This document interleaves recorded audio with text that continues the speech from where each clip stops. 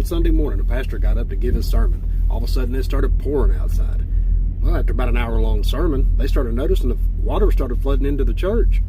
They got everyone evacuated, and by now the pastor's standing in ankle-deep water. Guy pulls up in the car and says, "Pastor, you better get out of there before you drown." He says, "Nah, don't worry. God will save me." The guy says, "Okay," and he drives off.